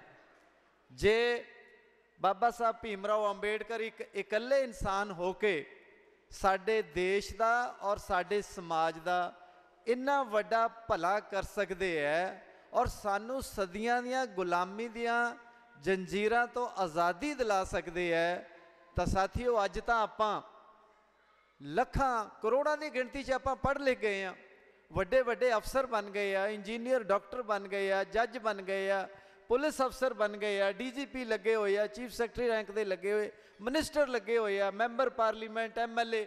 ਕਿਹੜੀ ਜਗ੍ਹਾ ਆ ਜਿੱਥੇ ਆਪਾਂ ਨੂੰ ਬਾਬਾ ਸਾਹਿਬ ਨਹੀਂ ਬਿਠਾ ਗਏ? ਪਰ ਆਪਾਂ ਪੜ੍ਹ ਲਿਖ ਕੇ ਇਹਨਾਂ ਅਹੁਦਿਆਂ 'ਤੇ ਪਹੁੰਚ ਕੇ ਆਪਾਂ ਆਪਣੇ ਸਮਾਜ ਦੀ ਬਾਂਹ ਨਹੀਂ ਫੜੀ, ਆਪਾਂ ਉਹ ਕੰਮ ਨਹੀਂ ਕੀਤਾ ਜਿਹੜਾ ਬਾਬਾ ਸਾਹਿਬ ਸਾਨੂੰ ਕਰਨ ਦੇ ਵਾਸਤੇ ਕਹਿ ਕੇ ਗਏ ਸੀ ਕਿ ਆਪਣਾ ਸਮਾਂ ਤੇ ਆਪਣਾ ਧਨ 5% ਘੱਟੋ ਘੱਟ ਆਪਣੇ ਸਮਾਜ ਨੂੰ ਦਿਓ। ਪਰ ਆਪਾਂ ਤਾਂ 5 ਰੁਪਏ ਵੀ ਨਹੀਂ ਕੱਢਦੇ। ਮੇਰਾ ਨਹੀਂ ਖਿਆਲ ਕਿ ਕਿੰਨੇ ਪੜ੍ਹੇ ਲਿਖੇ ਲੋਕ, ਨੌਕਰੀਆਂ ਕਰਦੇ ਲੋਕ, ਵੱਡੇ ਵੱਡੇ ਅਹੁਦਿਆਂ 'ਤੇ ਬੈਠੇ ਲੋਕ ਆਪਣੇ ਸਮਾਜ ਦੇ ਵਾਸਤੇ ਕੁਝ ਕਰ ਰਹੇ ਆ। ਜੇ ਕਰ ਰਹੇ ਹੁੰਦੇ ਤਾਂ ਸਾਥੀਓ ਅੱਜ ਅਸੀਂ 70 ਸਾਲ ਦੇਸ਼ ਆਜ਼ਾਦ ਹੋਏ ਤੋਂ ਬਾਅਦ ਵੀ, ਜੇ ਹੋਰ ਅਸੀਂ ਛੱਡ ਦਈਏ ਪੂਰੇ ਭਾਰਤ ਦੀ ਗੱਲ ਨਾ ਵੀ ਕਰੀਏ, 34% ਆਬਾਦੀ ਅਨੁਸੂਚਿਤ ਜਾਤੀ ਦੀ ਪੰਜਾਬ ਦੀ ਹੈ। ਪਿਛਲੇ 70 ਸਾਲਾਂ ਦੇ ਵਿੱਚ ਸਾਡਾ ਇੱਕ ਵੀ ਮੁੱਖ ਮੰਤਰੀ ਅਸੀਂ ਨਹੀਂ ਬਣਾ ਸਕੇ। ਜਦੋਂ ਤੱਕ ਅਸੀਂ ਆਪਣਾ ਮੁੱਖ ਮੰਤਰੀ ਨਹੀਂ ਬਣਾਵਾਂਗੇ ਉਦੋਂ ਤੱਕ ਭੁੱਖਮਰੀ, ਗਰੀਬੀ, ਅਨਪੜ੍ਹਤਾ, ਬਿਮਾਰੀ, ਜਹਾਲਤ, ਬਦਨਾਮੀ ਤੇ ਬੇਇੱਜ਼ਤੀ, ਇਸ ਤੋਂ ਛੁਟਕਾਰਾ ਨਹੀਂ ਪਾਇਆ ਜਾ ਸਕਦਾ। ਨਾ ਭੈਣਾਂ ਧੀਆਂ ਦੀ ਇੱਜ਼ਤ ਅਸੀਂ ਬਰਕਰਾਰ ਰੱਖ ਸਕਦੇ ਹਾਂ। ਜੇ ਤੁਹਾਡਾ ਆਪਣਾ ਮੁੱਖ ਮੰਤਰੀ ਹੋਏਗਾ ਤਾਂ ਫਿਰ ਬਈ ਤੁਹਾਨੂੰ ਆਟੇ ਦਾਲ ਵਾਸਤੇ ਲਾਈਨ 'ਚ ਨਹੀਂ ਲੱਗਣਾ ਪਏਗਾ, ਸ਼ਗਨ ਸਕੀਮ ਦੀ ਵੇਟ ਨਹੀਂ ਕਰਨੀ ਪਏਗੀ। ਤੁਹਾਨੂੰ ਜਿਵੇਂ ਬਾਬਾ ਸਾਹਿਬ ਸਾਨੂੰ ਸਮਰੱਥ ਕਰਕੇ ਗਏ ਆ, ਸਕੂਲਾਂ ਦੀਆਂ, ਕਾਲਜਾਂ ਦੀਆਂ, ਯੂਨੀਵਰਸਿਟੀ ਦੀਆਂ ਦਰਵਾਜ਼ੇ ਖੋਲ੍ਹ ਗਏ ਕਿ ਜਾਓ ਪੜ੍ਹੋ ਤੇ ਪੜ੍ਹ ਕੇ ਵੱਡੇ ਵੱਡੇ ਅਹੁਦਿਆਂ 'ਤੇ ਪਹੁੰਚੋ, ਤਾਂ ਸਾਨੂੰ ਇਸ ਤਰ੍ਹਾਂ ਦੀ ਸਮਾਜ ਦੀ ਸਮਰੱਥਾ ਪੈਦਾ ਕਰਨੀ ਪਏਗੀ। ਪਰ ਇਹ ਪੈਦਾ ਤਾਂ ਹੋਏਗੀ ਜੇ ਤੁਹਾਡੇ ਹੱਥ ਪੋਲੀਟੀਕਲ ਪਾਵਰ ਆਏਗੀ, ਜੇ ਤੁਹਾਡੇ ਹੱਥ ਉਹ ਚਾਬੀ ਆ ਜਾਏਗੀ ਜਿਹਦੇ ਨਾਲ ਸਾਰੀਆਂ ਸਮੱਸਿਆਵਾਂ ਦਾ ਜਿਹੜਾ ਜੰਦਰਾ ਆ ਉਹ ਖੁੱਲ੍ਹਦਾ ਹੈ। ਸਾਥੀਓ, ਫਿਰ ਕੀ ਕਮੀ ਹੈ? ਕਿਉਂ ਨਹੀਂ ਅਸੀਂ ਆਪਣਾ ਰਾਜ ਭਾਗ ਕਾਇਮ ਕਰ ਰਹੇ? ਕਿਉਂ ਨਹੀਂ ਇਹ ਅਸੀਂ ਆਪਣੇ ਲੋਕਾਂ ਨੂੰ, ਕੀ ਵਜ੍ਹਾ ਹੈਗੀ ਹੈ ਕਿ ਅਸੀਂ ਆਪਣਾ 500 ਜਾਂ 1000 ਰੁਪਏ ਦੇ ਵਿੱਚ ਵੋਟਾਂ ਵੇਚ ਦਿੰਨੇ ਆ? ਕਦੇ दारू ਦੀ ਬੋਤਲ ਜਾਂ ਅਧੀਏ ਪਿੱਛੇ ਆਪਣੀ ਵੋਟ ਵੇਚ ਦਿੰਨੇ ਆ, कदे असीं अद्धी बोरी दाणियां दी पिछे वोट वेच दिंने आ। क्यों? वो इस करके करते आ रहे हैं, लगातार करते आ रहे हैं, क्योंकि सानू उस वोट की कीमत नहीं पता। बाबा साहब भीमराव अंबेडकर नूं असीं जाणिया ही नहीं, असीं समझिया ही नहीं। जो रेवोल्यूशन, जो इनकलाब वो लैके आए सी, असीं कदे तवज्जो ही नहीं दी। बाबा साहब भीमराव अंबेडकर ने कहा सी कि मैं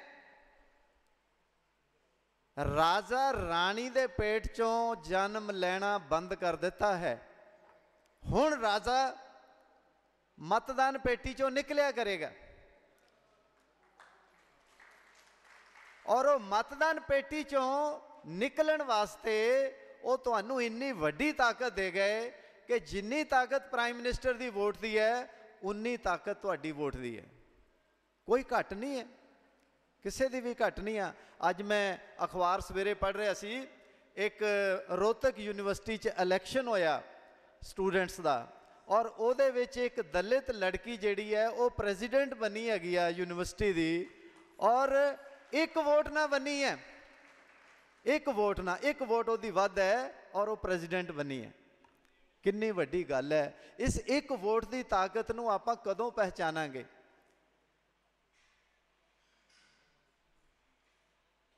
साथियों, गल्लां करन नूं बहुत है, काफ़ी समा हो गया।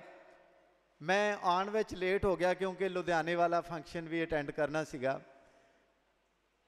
ये जिहड़ी क्रांति तुसीं इत्थे दुआबे की धरती की, फ्लोर की धरती के उत्ते जिहदी चिणग तुहाडे विच है, इसनूं साथियों भांबड़ बना दो, इसनूं पूरे भारत वर्ष विच लै जाओ। घट्टो घट्ट अपने स्टेट दे विच एक उदाहरण पैदा कर दो।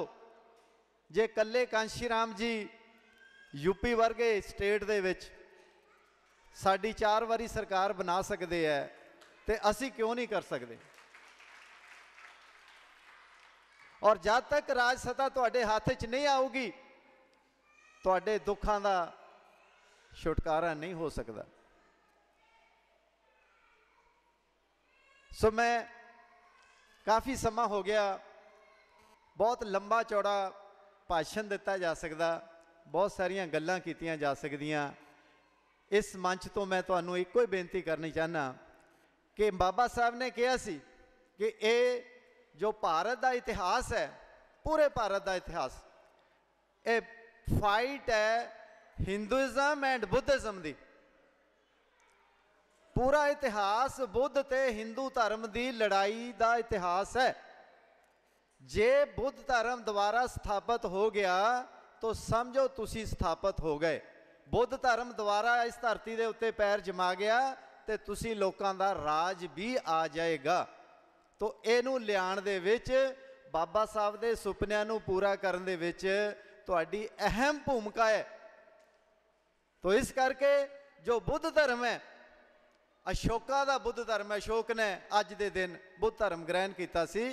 अशोक का नाम दुनिया के 5 सब तो वड्डे सम्राटां दे विच हुंदा है। अशोक नू कहा जाता Ashoka the great, Alexander the great. उन्हां 5 महान योद्धियां चों एक अशोक है, जिहदा राज पूरा अफगानिस्तान सी, पार्ट सी, पूरे इंडिया सी, बंगलादेश सी, और पूरा बर्मा उन्हां दी एंपायर दा हिस्सा सी। सो तुसी उहदे वारिस हो, तुसी अशोक दे वारिस हो, अशोक दे वारिस हो। तुहानू कदे जिन्ना मर्जी इतिहास पढ़ लो, तुहानू कदे ब्राह्मणवाद अशोक की गल करदा नज़र नहीं आएगा। फिर साथियों, तुहाडे जिहड़े पुरखे है, तुसी भी उन्हां नू ओन नहीं कर रहे। एडे वड्डे महान सम्राट नू तुसी ओन नहीं कर रहे, तुसी उहदे ते फखर नहीं कर रहे, तुसी बाबा साहब ते फखर नहीं कर रहे। जे करदे हो तो एक नारा ला दिंदे हो, बाबा साहब तेरी सोच ते पैरा देंगे ठोक के। पैरा तो दिंदे नहीं आपां। बाबा साहब नू पढ़ो की कह गए सानू, ते जे जो कह गए असी पहली गल तो पढ़ते ही नहीं, तो जे पढ़ लीए ਤਾਂ ਮੈਂ ਸਮਝਦਾ ਹਾਂ ਕਿ ਫਿਰ ਸਾਨੂੰ ਸ਼ਾਇਦ ਨਾਅਰੇ ਲਾਉਣ ਦੀ ਲੋੜ ਨਹੀਂ ਪਏਗੀ। ਫਿਰ ਅਸੀਂ ਆਪਣੇ ਸਮਾਜ ਲਈ ਔਰ ਆਪਣਾ ਰਾਜ ਭਾਗ ਲਿਆਉਣ ਵਾਸਤੇ ਕੰਮ ਕਰਨਾ ਸ਼ੁਰੂ ਕਰ ਦਿਆਂਗੇ। ਫਿਰ ਅਸੀਂ ਨਿੱਜ ਤੋਂ ਉੱਪਰ ਉੱਠ ਜਾਵਾਂਗੇ, ਫਿਰ ਅਸੀਂ ਸਮਾਜ ਲਈ ਕੰਮ ਕਰਾਂਗੇ। ਔਰ ਇਹ ਜ਼ਰੂਰੀ ਹੈ, ਨਹੀਂ ਤਾਂ ਜਿੰਨੇ ਕੁ ਲੋਕਾਂ ਨੂੰ ਨੌਕਰੀ ਮਿਲੀ ਉਹਨਾਂ ਨੇ ਕੋਈ ਘਰ ਬਣਾ ਲਿਆ, ਕੋਠੀ ਬਣਾ ਲਈ, ਕਾਰ ਲੈ ਲਈ, ਥੋੜ੍ਹਾ ਬਹੁਤਾ ਉਹਦਾ ਜਿਹੜਾ ਜੀਵਨ ਪੱਧਰ ਉੱਚਾ ਹੋ ਗਿਆ।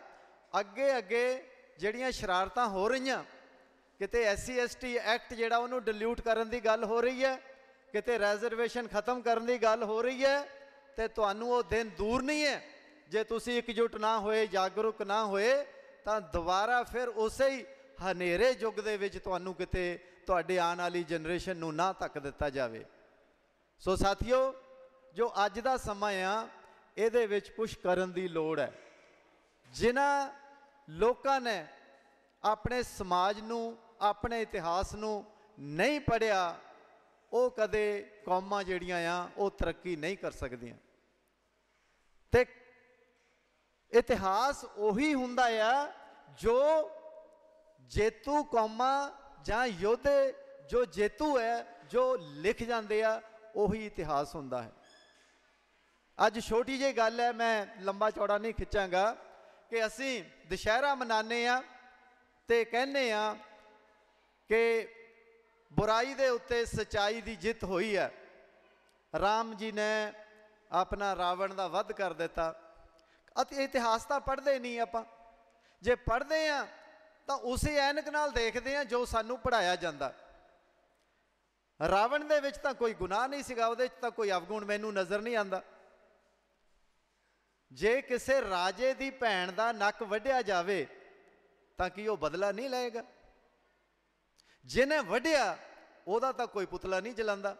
ਔਰਤ ਦੀ ਬੇਇੱਜ਼ਤੀ ਕੀਤੀ ਬਿਨਾਂ ਵਜ੍ਹਾ, ਬਿਨਾਂ ਕਸੂਰ ਕਿਸੇ ਔਰਤ ਦਾ ਨੱਕ ਵੱਢ ਦੇਣਾ ਕਿੰਨੀ ਕੁ ਵੱਡੀ, ਕਿੰਨੀ ਕੁ ਚੰਗੀ ਗੱਲ ਹੈ।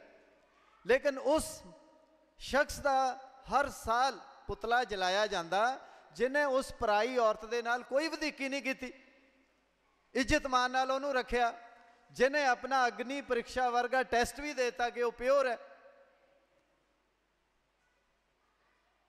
ਮੈਂ ਜ਼ਿਆਦਾ, ਤੁਹਾਨੂੰ ਪਤਾ ਕਈ ਸਰਵਿਸ ਦੀਆਂ ਮਜਬੂਰੀਆਂ ਹੁੰਦੀਆਂ, ਬਹੁਤ ਕੁਝ ਕਿਹਾ ਜਾ ਸਕਦਾ, ਮੈਂ ਨਹੀਂ ਕਹਿਣਾ ਚਾਹੁੰਦਾ ਅਜੇ।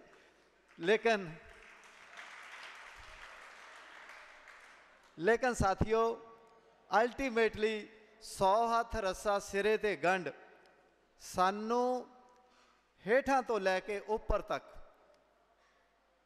ਜਿਹੜਾ ਖੇਤ ਮਜ਼ਦੂਰ ਹੈ ਉਸ ਤੋਂ ਲੈ ਕੇ ਸਾਡੇ ਆਪਣੇ ਵੱਡੇ ਤੋਂ ਵੱਡੇ IAS ਅਫਸਰ, IPS ਅਫਸਰ, ਸਾਡੇ ਵਜ਼ੀਰ, ਸਾਡੇ MLA MP ਸਾਹਿਬਾਨ ਤੱਕ ਸਾਨੂੰ ਸਾਰਿਆਂ ਨੂੰ ਇਕਜੁੱਟ ਹੋਣਾ ਪੈਣਾ ਔਰ ਆਪਣੇ ਸਮਾਜ ਲਈ ਕੰਮ ਕਰਨਾ ਪੈਣਾ। ਥੋੜ੍ਹੇ ਦਿਨ ਪਹਿਲਾਂ ਮੈਂ ਪੰਜਾਬ ਐਗਰੀਕਲਚਰ ਯੂਨੀਵਰਸਿਟੀ ਤੇ ਗੜਵਾਸੂ ਦੇ ਕੁਝ ਪ੍ਰੋਫੈਸਰ ਮੇਰੇ ਕੋਲ ਆਏ ਔਰ ਉਹਨਾਂ ਨੇ ਮੈਨੂੰ ਦੱਸਿਆ ਕਿ 1962 ਤੋਂ PAU ਦੇ ਵਿੱਚ ਅੱਜ ਤੱਕ ਟੀਚਿੰਗ ਸਟਾਫ ਤੇ ਰਿਸਰਚ ਦੇ ਵਿੰਗ ਦੇ ਵਿੱਚ ਕੋਈ ਰਿਜ਼ਰਵੇਸ਼ਨ ਨਹੀਂ ਹੈ, ਜਦੋਂ ਕਿ ਸਾਰੀਆਂ ਹੀ ਇੰਡੀਆ ਦੀਆਂ ਯੂਨੀਵਰਸਿਟੀਆਂ ਦੇ ਵਿੱਚ ਰਿਜ਼ਰਵੇਸ਼ਨ ਦਿੱਤੀ ਜਾ ਰਹੀ ਹੈ। ਇਹ ਪੰਜਾਬ ਦੇ ਵਿੱਚ ਹੋ ਰਿਹਾ ਜਿੱਥੇ ਅਸੀਂ ਕਹਿੰਦੇ ਕਿ ਅਸੀਂ 34% ਹੈਗੇ ਹਾਂ। 34 MLA ਸਾਡੇ 4 ਮੈਂਬਰ ਪਾਰਲੀਮੈਂਟ ਹੈ, ਸਾਡਾ ਸਾਰਾ ਸਮਾਜ ਸੁੱਤਾ ਪਿਆ। ਕੀ ਕਰ ਰਹੇ ਅਸੀਂ?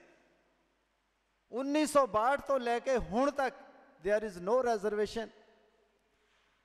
25% ਰਿਜ਼ਰਵੇਸ਼ਨ ਸਟੂਡੈਂਟਸ ਨੂੰ ਦਿੱਤੀ ਜਾਂਦੀ ਹੈ ਕਿ ਆ ਲਓ ਪੜ੍ਹ ਲਓ, ਪਰ 5.5% ਤੇ ਰਿਜ਼ਰਵੇਸ਼ਨ ਆ ਗਈ ਹੈ ਸਟੂਡੈਂਟਸ ਦੀ। ਕਿਉਂ? ਜੇ ਉਹਨਾਂ ਨੂੰ ਨੌਕਰੀ ਨਹੀਂ ਮਿਲਣੀ ਤਾਂ ਪੜ੍ਹ ਕੇ ਕਰਨਗੇ ਕਿਆ? ਫਿਰ ਤਾਂ ਇਹਦੇ ਨਾਲੋਂ ਚੰਗਾ ਆ BA MA ਕਰ ਲਓ, ਉੱਥੇ ਕੋਈ ਨਾ ਕੋਈ ਖਰਚਾ ਤਾਂ ਨਹੀਂ ਆਉਂਦਾ, ਹੋਸਟਲ ਦਾ, ਰਹਿਣ ਦਾ, ਕਿਤੇ ਦੂਰ ਨਹੀਂ ਜਾਣਾ ਪੈਂਦਾ। ਕਿਉਂ ਪੜ੍ਹਨਗੇ ਉਹ? ਪੰਜਾਬ ਇੱਕ PGI post graduate institute of education and research government of India ਦਾ ਬਹੁਤ ਵੱਡਾ ਅਦਾਰਾ ਆ, ਉਹਦੇ ਵਿੱਚ ਰਿਜ਼ਰਵੇਸ਼ਨ ਹੈ। ਉਹਦੇ ਵਿੱਚ ਜਿਹੜਾ ਡਾਇਰੈਕਟਰ ਹੈ, ਜਿਹੜਾ ਸਭ ਤੋਂ ਟੌਪ ਦੀ ਪੋਸਟ ਹੈ, ਉਸ ਦੇ ਉੱਤੇ ਅੱਜ ਕੱਲ੍ਹ ਇੱਕ ਡਾਕਟਰ ਜਗਤ ਰਾਮ ਜਿਹੜਾ ਕਿ ਸ਼ਡਿਊਲਡ ਕਾਸਟ ਕੈਟਾਗਰੀ ਨੂੰ ਸੰਬੰਧ ਰੱਖਦਾ, ਉਹ ਵਿਰਾਜਮਾਨ ਹੈ। ਲੇਕਿਨ PAU ਦੇ ਵਿੱਚ ਅਸਿਸਟੈਂਟ ਪ੍ਰੋਫੈਸਰ ਨਹੀਂ ਲੱਗ ਸਕਦਾ। ਤੇ ਜੇ ਸਾਥੀਓ ਅਸਿਸਟੈਂਟ ਪ੍ਰੋਫੈਸਰ ਨਹੀਂ ਲੱਗੇਗਾ ਤਾਂ ਉਹ ਐਸੋਸੀਏਟ ਪ੍ਰੋਫੈਸਰ ਕਿਵੇਂ ਬਣੇਗਾ, ਉਹ HOD ਕਿਵੇਂ ਬਣੇਗਾ, ਉਹ ਡੀਨ ਕਿਵੇਂ ਬਣੇਗਾ, ਉਹ ਵਾਈਸ ਚਾਂਸਲਰ ਕਿਵੇਂ ਬਣੇਗਾ।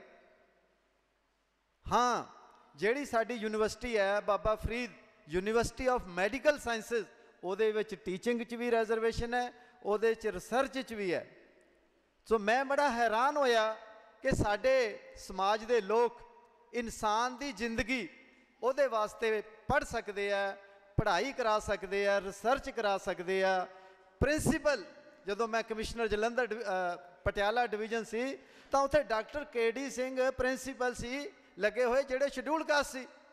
ਪ੍ਰਿੰਸੀਪਲ ਲੱਗ ਸਕਦੇ ਆ, ਡਾਇਰੈਕਟਰ PGI ਲੱਗ ਸਕਦੇ ਆ, ਲੇਕਿਨ ਸਾਥੀਓ ਪੇੜ ਪੌਦਿਆਂ ਦੀ ਪੜ੍ਹਾਈ ਤੁਸੀਂ ਨਹੀਂ ਕਰਾ ਸਕਦੇ, ਤੁਸੀਂ ਗਾਵਾਂ ਮੱਝਾਂ ਦੀ ਪੜ੍ਹਾਈ ਨਹੀਂ ਕਰਾ ਸਕਦੇ। ਕਿਉਂ?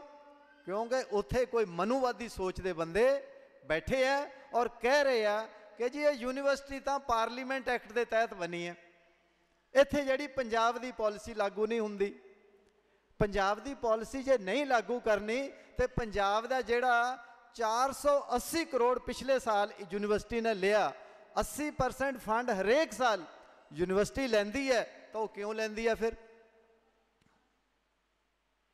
ਤੇ ਕੋਈ ਵੀ ਯੂਨੀਵਰਸਿਟੀ ਕਿਆ ਸੰਵਿਧਾਨ ਤੋਂ ਉੱਪਰ ਹੋ ਗਈ?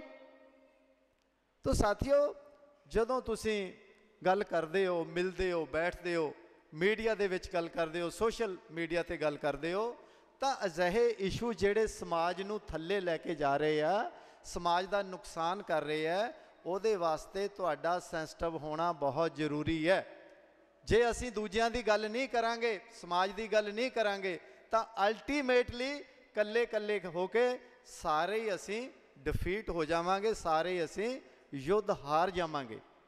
ਜੇ ਬਾਬਾ ਸਾਹਿਬ ਇਹ ਸੋਚਦੇ ਕਿ ਇੰਡੀਆ ਦੀਆਂ 6743 ਜਾਤੀਆਂ ਆ, ਮੈਂ ਮਹਾਰ ਜਾਤੀ ਵਾਸਤੇ ਕੁਝ ਕਰ ਲੈਣਾ, ਜਿਹੜੀ ਕਿ ਉਹਨਾਂ ਦੀ ਆਪਣੀ ਜਾਤੀ ਸੀ, ਮੈਨੂੰ ਕੀ ਲੋੜ ਹੈ ਮੈਂ ਬਾਕੀਆਂ ਵਾਸਤੇ ਲੜਾਈ ਕਰਾਂ, ਤਾਂ ਸਾਥੀਓ ਅੱਜ ਆਪਾਂ ਇੱਥੇ ਨਹੀਂ ਸੀ ਬੈਠੇ ਹੋਣਾ। ਸੋ ਇਸ ਕਰਕੇ ਤਿਆਗ ਦੀ ਭਾਵਨਾ ਦੇ ਨਾਲ ਕੰਮ ਕਰਨਾ ਔਰ ਆਪਣੇ ਸਮਾਜ ਦੇ ਵਾਸਤੇ ਕੰਮ ਕਰਨਾ, ਇਹ ਸੋਚ ਕੇ ਕੰਮ ਕਰਨਾ ਕਿ ਮੈਂ ਖੁਦ ਆਪਣੇ ਲਈ ਕੰਮ ਕਰ ਰਿਹਾ, ਤਾਂ ਇਹ ਸਾਡਾ ਸਮਾਜ ਅੱਗੇ ਵਧੇਗਾ। ਬਹੁਤ ਮਿਹਨਤ ਦੀ ਲੋੜ ਹੈ, ਬਹੁਤ ਜਾਗਰੂਕ ਹੋਣ ਦੀ ਲੋੜ ਹੈ। ਮੈਂ ਅੱਜ ਤੁਹਾਨੂੰ ਸਾਰਿਆਂ ਨੂੰ ਅਸ਼ੋਕ ਵਿਜੇ ਦਸ਼ਮੀ 'ਤੇ ਜਿੱਥੇ ਮੈਂ ਵਧਾਈ ਦਿੰਦਾ, ਤਾਂ ਉੱਥੇ ਮੈਂ ਤੁਹਾਨੂੰ ਇਹ ਵੀ ਬੇਨਤੀ ਕਰਦੇ ਹਾਂ ਕਿ ਆਓ ਆਪਾਂ ਭਗਵਾਨ ਬੁੱਧ, ਸਮਰਾਟ ਅਸ਼ੋਕ ਔਰ ਬਾਬਾ ਸਾਹਿਬ ਭੀਮ ਰਾਓ ਅੰਬੇਡਕਰ ਨੂੰ ਆਪਣਾ ਆਦਰਸ਼ ਬਣਾ ਲਈਏ, ਉਹਨਾਂ ਨੂੰ ਪੜ੍ਹੀਏ, ਸਮਝੀਏ ਔਰ ਸਮਾਜ ਵਾਸਤੇ ਕੰਮ ਕਰੀਏ, ਕਿਉਂਕਿ ਇਹ ਦੇਸ਼ ਇਹ ਤੁਹਾਡਾ ਦੇਸ਼ ਹੈ, ਇਹ ਵਿਦੇਸ਼ੀਆਂ ਦਾ, ਯੂਰੇਸ਼ੀਆਂ ਦਾ ਦੇਸ਼ ਨਹੀਂ ਹੈ। ਲੇਕਿਨ ਇਹ ਦੇਸ਼ ਤੁਹਾਨੂੰ ਤਾਂ ਮਿਲੇਗਾ ਜੇ ਤੁਸੀਂ ਹਿੰਮਤ ਕਰੋਗੇ, ਨਹੀਂ ਤਾਂ ਫਿਰ ਤੁਹਾਡੇ ਹੱਥੋਂ ਪਹਿਲਾਂ ਵੀ ਗਿਆ ਸੀ, ਇਹ ਅੱਜ ਵੀ ਗਿਆ। ਬਹੁਤ ਬਹੁਤ ਧੰਨਵਾਦ। ਜੈ ਭੀਮ, ਜੈ ਭਾਰਤ। ਕਵਿਤਾ ਦੇ ਕੁਝ ਬੰਦ। ਜੇ ਮੈਂ ਚਾਹੁੰਦਾ ਬਜਾਜ ਜਾਂ ਬਿਰਲਿਆਂ ਤੋਂ, ਧਨ ਦੌਲਤਾਂ ਦੇ ਢੇਰ ਮੰਗ ਲੈਂਦਾ, ਜੋ ਕੁਛ ਚਾਹੁੰਦਾ ਮੈਂ ਉਹ ਬਣਾ ਲੈਂਦਾ, ਜੇਕਰ ਆਪਣੇ ਨੇਮ ਉਲੰਘ ਲੈਂਦਾ। ਆਖਰ ਬੰਦੇ ਦੀ ਕੋਈ ਜ਼ਮੀਰ ਹੁੰਦੀ, ਛਿੱਕੇ ਉੱਤੇ ਜ਼ਮੀਰ ਨੂੰ ਟੰਗ ਲੈਂਦਾ, ਰੰਗ ਮੇਰੇ ਪਰਿਵਾਰ ਤੇ ਆ ਜਾਂਦਾ। ਜੇ ਹੱਥ ਲੋਕਾਂ ਦੇ ਲਹੂ ਵਿੱਚ ਰੰਗ ਲੈਂਦਾ, ਮੰਗਣ ਵਾਲਿਆਂ ਵਿੱਚੋਂ ਪਰ ਨਹੀਂ ਹਾਂ ਮੈਂ। ਸਾਹਿਬ ਕਾਂਸ਼ੀ ਰਾਮ ਵਾਂਗੂ ਬਾਬਾ ਸਾਹਿਬ, ਮੰਗਣ ਵਾਲਿਆਂ ਵਿੱਚੋਂ ਪਰ ਨਹੀਂ ਹਾਂ ਮੈਂ, ਇੱਕ ਵੀ ਉਂਗਲ ਨਹੀਂ ਮੇਰੇ ਤੇ ਉੱਠ ਸਕਦੀ, ਟੁੱਟ ਜਾਵਾਂਗਾ ਸਹਿਜਲ ਝੁਕਾਂਗਾ ਨਹੀਂ, ਮੇਰੀ ਸਹੁੰ ਨਹੀਂ ਕਦੇ ਵੀ ਟੁੱਟ ਸਕਦੀ। ਬਾਬਾ ਸਾਹਿਬ ਪ੍ਰਤੀਕ ਵਿਦਰੋਹ ਦੇ ਸੀ, ਹਿੰਦੂ ਧਰਮ ਦੇ ਲਈ ਵੰਗਾਰ ਸੀ ਉਹ, ਜਾਤ ਪਾਤ ਉੱਤੇ ਗਾਂਧੀਵਾਦ ਉੱਤੇ ਜਦੋਂ ਲਿਖਦੇ ਤੇਜ਼ ਕਟਾਰ ਸੀ ਉਹ, ਜਿਹੜੇ ਕਦੇ ਮਿਟਾਏ ਨਹੀਂ ਜਾ ਸਕਦੇ। ਸਦਾ ਰਹਿਣਗੇ ਅਮਰ ਵਿਚਾਰ ਸੀ ਉਹ, ਕਿਰਤੀ ਕਾਮੇ ਕਿਸਾਨਾਂ ਲਈ ਫੁੱਲ ਕਲੀਆਂ, ਮਨੂਵਾਦੀਆਂ ਲਈ ਤਿੱਖੇ ਖਾਰ ਸੀ ਉਹ। ਨਾ ਕੋਈ ਡਰ ਨਾ ਖੌਫ ਨਾ ਕੋਈ ਲਾਲਚ, ਮਾੜੇ ਅਤੇ ਲਤਾੜੇ ਦੇ ਯਾਰ ਸੀ ਉਹ। ਸਹਿਜਲ ਗਾਂਧੀ ਦੀ ਜਾਨ ਬਚਾਉਣ ਵਾਲੇ, ਦੇਸ਼ ਭਗਤ ਸੀ ਉਹ, ਬਖਸ਼ਣਹਾਰ ਸੀ ਉਹ। ਇੱਕ ਵਿਅਕਤੀ, ਇੱਕ ਵੋਟ ਤੇ ਇੱਕ ਕੀਮਤ, ਬਾਬਾ ਸਾਹਿਬ ਸੀ ਲਾਗੂ ਕਰਾਉਣਾ ਚਾਹੁੰਦੇ। ਊਚ ਨੀਚ ਅਸਮਾਨਤਾ ਤੰਗ ਦਿਲੀਆਂ, ਜਾਤ ਪਾਤ ਦੀਵਾਰਾਂ ਨੂੰ ਢਾਉਣਾ ਚਾਹੁੰਦੇ। ਸਾਡਾ ਦੇਸ਼ ਬਣ ਜਾਏ ਪ੍ਰਬੁੱਧ ਭਾਰਤ, ਇਹੋ ਜਿਹਾ ਸੀ ਰਾਜ ਲਿਆਉਣਾ ਚਾਹੁੰਦੇ। ਸਮਾਂ ਆ ਗਿਆ ਹੁਣ ਜਾਂ ਕਦੇ ਵੀ ਨਹੀਂ, ਬਹੁ ਜਨਾਂ ਨੂੰ ਇਹ ਸਮਝਾਉਣਾ ਚਾਹੁੰਦੇ। ਨੀਂਹ ਦੇ ਹੇਠਲੀ ਇੱਟ ਜੇ ਹਿੱਲ ਜਾਵੇ, ਬਿਲਡਿੰਗ ਸਾਰੀ ਦੀ ਸਾਰੀ ਹੀ ਹਿੱਲ ਜਾਂਦੀ।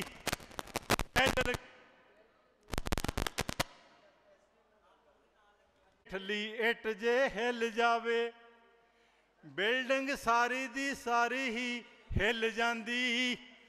ਸਹਿਜਲ ਕਰਨਾ ਪੈਣਾ ਸੰਘਰਸ਼ ਜਦ ਤੱਕ ਸਾਨੂੰ ਸਾਡੀ ਸਰਕਾਰ ਨਹੀਂ ਮਿਲ ਜਾਂਦੀ। ਭਾਰਤ ਦੇ ਸੰਵਿਧਾਨ ਦਾ ਪਹਿਲਾ ਪੰਨਾ, ਇਹਦੇ ਟੀਚੇ ਉਦੇਸ਼ ਬਿਆਨ ਕਰਦਾ। ਇਹਦਾ ਦੇਸ਼ ਦੇ ਲੋਕਾਂ ਨਿਰਮਾਣ ਕੀਤਾ, ਇਹ ਸਭ ਨੂੰ ਇੱਕ ਸਮਾਨ ਕਰਦਾ।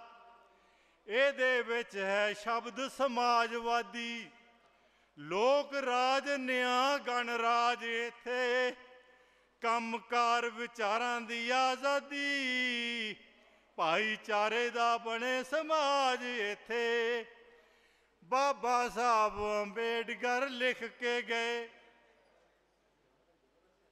ਬਾਬਾ ਸਾਹਿਬ ਅੰਬੇਡਕਰ ਲਿਖ ਕੇ ਗਏ, ਸਾਰੇ ਗ੍ਰੰਥਾਂ ਤੋਂ ਉੱਤੇ ਗ੍ਰੰਥ ਹੈ, ਕੋਈ ਨਹੀਂ ਸੰਵਿਧਾਨ ਤੋਂ ਉੱਤੇ। ਸਹਿਜਲ ਸਾਡਾ ਧਰਮ ਈਮਾਨ ਤੇ ਪੰਥ ਹੈ। ਤੇ ਇੱਕ ਬੰਦ ਹੋਰ ਮੈਂ ਕਹਿ ਕੇ ਤੁਰਦਾ ਲਵਾਂਗਾ। ਕੋਈ ਬੋਲਦਾ ਹੈ ਗੰਗਾ ਮਈਆ ਦੀ ਜੈ, ਕੋਈ ਬੋਲਦਾ ਹੈ ਗੰਗਾ ਮਈਆ ਦੀ ਜੈ। ਕਈ ਗਾਂ ਨੂੰ ਮਾਤਾ ਬਣਾਈ ਜਾਂਦੇ, ਕਈ ਲੋਕ ਕੁਆਰੀਆਂ ਦੇਵੀਆਂ ਨੂੰ ਮਾਤਾ ਅੰਮੜੀ ਆਖ ਵਡਿਆਈ ਜਾਂਦੇ। ਭਾਰਤ ਮਾਤਾ ਦੀ ਜੈ ਦਾ ਨਾਰਾ ਲਾ ਕੇ ਐਵੇਂ ਲੋਕਾਂ ਨੂੰ ਕਈ ਡਰਾਈ ਜਾਂਦੇ। ਜਿਹੜੀ ਮਾਂ ਪੇਟੋਂ ਸਾਰੇ ਹੋਣ ਪੈਦਾ, ਅਸਲੀ ਮਾਂ ਨੂੰ ਮਨੋਂ ਗੁਆਈ ਜਾਂਦੇ। ਜੈ ਭੀਮ ਜੈ ਭਾਰਤ ਅਸੀਂ ਕਹਿਣਾ, ਜੈ ਭੀਮ ਜੈ ਭੀਮ ਜੈ ਭੀਮ ਜੈ ਭੀਮ ਜੈ ਭਾਰਤ ਅਸੀਂ ਕਹਿਣਾ। ਭਾਵੇਂ ਕਿੰਨਾ ਵੀ ਸ਼ੋਰ ਮਚਾਈ ਜਾਵੋ, ਮਾਂ ਉਹੀ ਜੋ ਬੱਚੇ ਨੂੰ ਜਨਮ ਦੇਵੇ, ਭਾਵੇਂ ਕਿੰਨੀਆਂ ਮਾਵਾਂ ਬਣਾਈ ਜਾਵੋ। Jai Bhim, Namo Buddhaye. Thank you, thank you. ਗਾਣਾ ਨਹੀਂ ਸਨਮਾਨ ਸਮਾਰੋਹ ਹੋਣਾ। ਹੁਣ ਮੈਂ ਬੇਨਤੀ ਕਰਦਾ ਐਡਵੋਕੇਟ ਸੰਜੀਵ ਕੁਮਾਰ ਭੌਰਾ ਜੀ ਆ ਕੇ ਆਏ ਹੋਏ ਸਾਥੀਆਂ ਦਾ ਧੰਨਵਾਦ ਕਰਨ ਜੀ। ਸਾਥੀਓ ਜੈ ਭੀਮ। ਪ੍ਰੋਗਰਾਮ ਕਰੀਬ 2.5 ਘੰਟੇ ਆਪਾਂ ਲੇਟ ਵਾਂ, 3 ਵਜੇ ਸਮਾਪਤੀ ਕਰਨੀ ਸੀ ਤੇ ਅਖੀਰ ਦੇ ਵਿੱਚ ਮੈਂ ਜਿੰਨੇ ਵੀ ਵੱਖ-ਵੱਖ ਇਲਾਕਿਆਂ ਦੇ ਵਿੱਚੋਂ ਰਾਜਨੀਤਿਕ, ਸਮਾਜਿਕ ਔਰ ਧਾਰਮਿਕ ਸ਼ਖਸੀਅਤਾਂ ਇਸ ਪ੍ਰੋਗਰਾਮ ਦੇ ਵਿੱਚ ਆਈਆਂ, ਮੈਂ ਉਹਨਾਂ ਦਾ ਤਹਿ ਦਿਲੋਂ ਧੰਨਵਾਦੀ ਹਾਂ। ਖਾਸ ਕਰਕੇ ਮੇਰੇ ਵੱਡੇ ਵੀਰ ਜਸਵੀਰ ਗੜੀ ਕਾਨਗੋ ਜੀ ਉਹਨਾਂ ਨੇ, ਜਿਨ੍ਹਾਂ ਨੇ ਆਪਣਾ ਬਹੁਤ ਕੀਮਤੀ ਸਮਾਂ ਕੱਢਿਆ। ਸਾਥੀਓ, ਜਿਵੇਂ ਬਾਬਾ ਸਾਹਿਬ ਡਾਕਟਰ ਅੰਬੇਡਕਰ ਜੀ ਦੇ ਅੰਦੋਲਨ ਦੇ ਬਹੁਤ ਸਾਰੇ ਪੱਖ ਨੇ, ਸਮਾਜਿਕ ਪੱਖ ਹੈ, ਰਾਜਨੀਤਿਕ ਪੱਖ ਹੈ, ਧਾਰਮਿਕ ਪੱਖ ਹੈ, ਐਜੂਕੇਸ਼ਨਲ ਪੱਖ ਹੈ, ਕਲਚਰਲ ਪੱਖ ਹੈ, ਤਾਂ Dhamma federation of India Baba Sahib doctor Ambedkar ਦੇ ਧਾਰਮਿਕ ਪੱਖ ਦੇ ਉੱਤੇ, ਧਾਰਮਿਕ ਲਾਈਨ ਦੇ ਉੱਤੇ ਕੰਮ ਕਰ ਰਹੀ ਹੈ।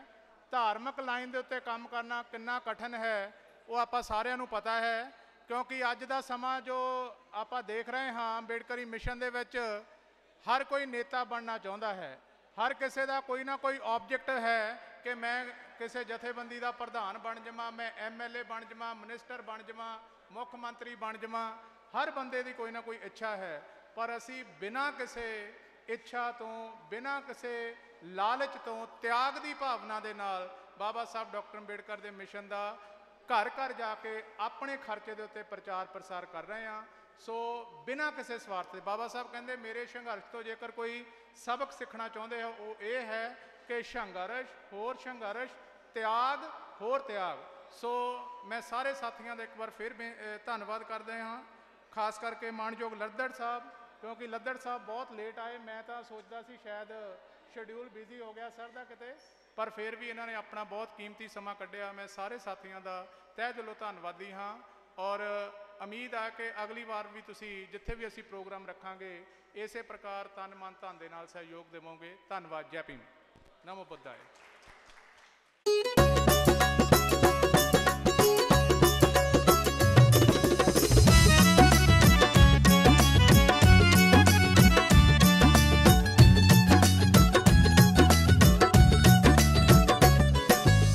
ਤਲਾਬਾਂ ਉੱਤੋਂ ਪੈਰੇ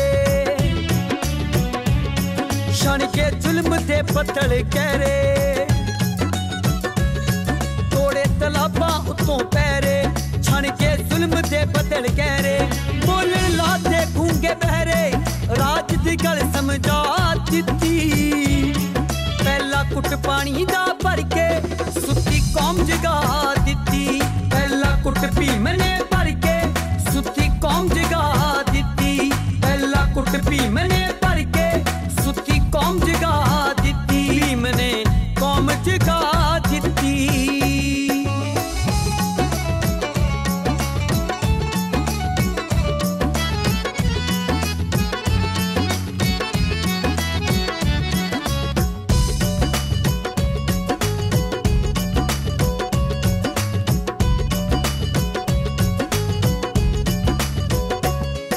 ਮਨੁ ਸਿਮਰਤੀ ਨੂੰ ਅਗਲਾਈ ਕਰਦੀ ਜੋ ਸੀ ਨਿਤ ਤਬਾਈ,